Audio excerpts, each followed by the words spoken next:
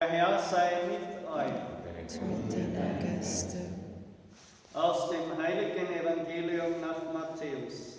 Ehre sei dir, o Herr. Als Jesus von dem Berg herabstieg, folgten ihm viele Menschen. Da kam ein Aussätziger, fiel vor ihm nieder und sagte: Herr, wenn du willst, kannst du machen, dass ich rein werde. Jesus streckte die Hand aus, berührte ihn und sagte: Ich will es, werde rein. Im gleichen Augenblick wurde der Aussätzige rein. Jesus aber sagte zu ihm: Nimm dich in Acht, erzähl niemand davon, sondern geh, zeig dich dem Priester und bring das Opfer dar, das Mose angeordnet hat. Das soll für sie ein Beweis deiner Heilung sein. Evangelium unseres Herrn Jesus Christus. Lob sei dir, Christus. Meine Lieben,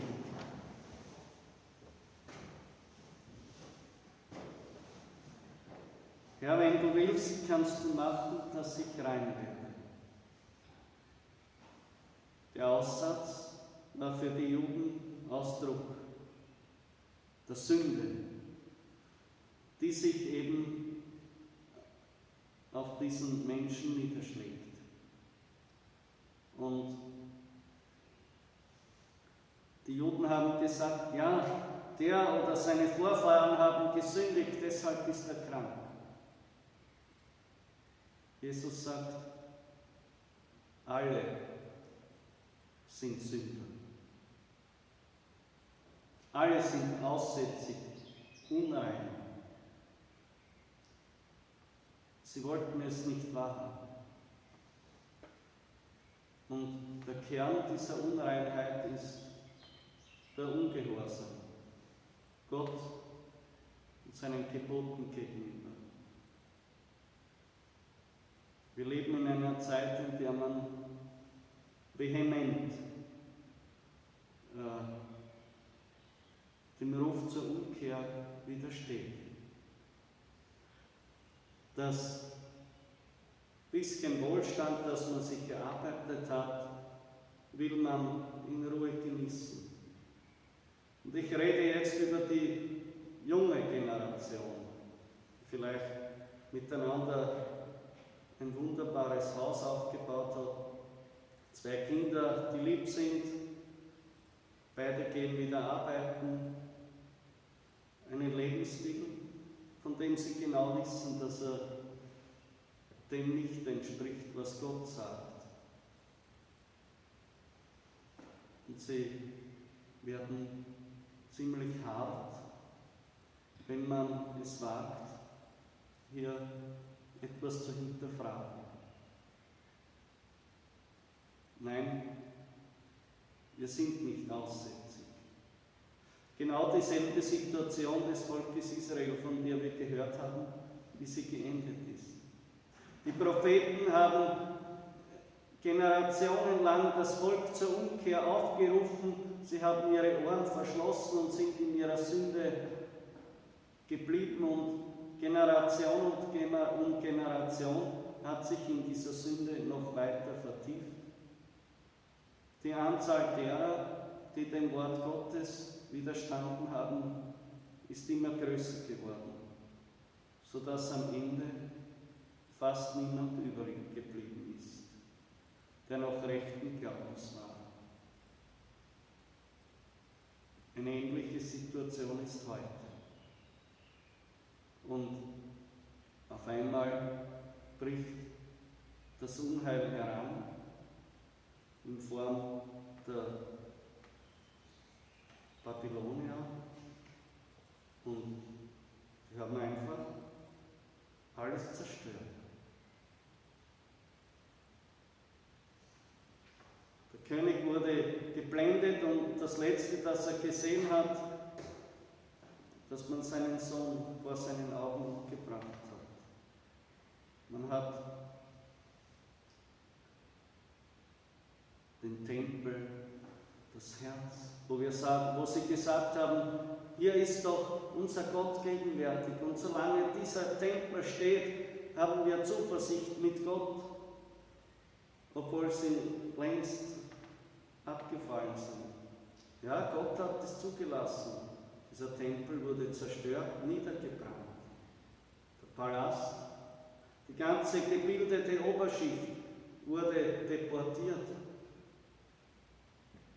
Und nur, ich sage eine Handvoll Arbeitssklaven, die vertraut waren mit der Gegend, hat man belassen, um dann auch andere Leute anzusiedeln.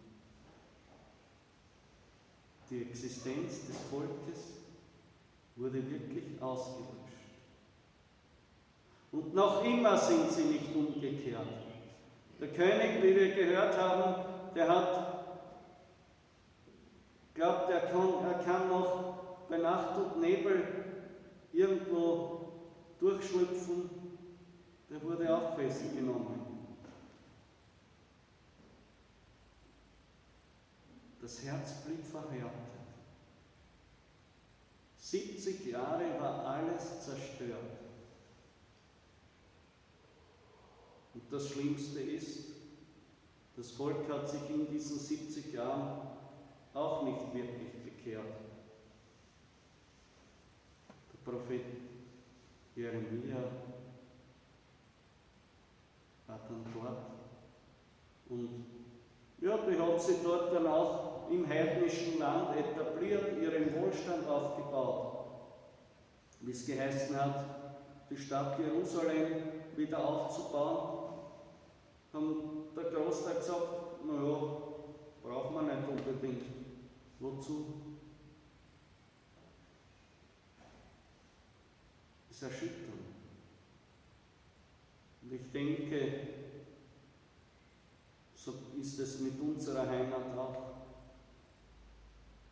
Es ist zwar recht gemütlich, eine katholisch geformte Gesellschaft zu haben, auch wenn man selbst nicht daran teilnimmt.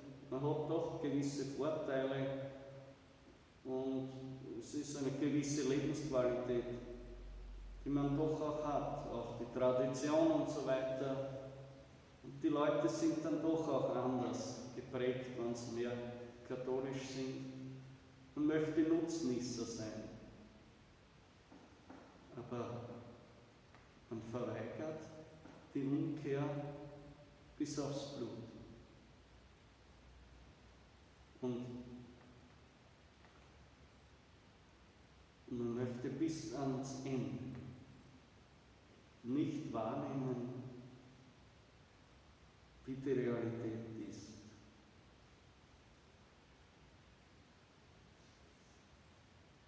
Das ist erschütternd.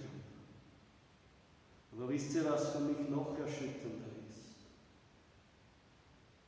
Wie es diesen Seelen ergeht, wenn sie dann vor Gott Rechenschaft ablegen müssen. Die Konsequenzen sind ewig.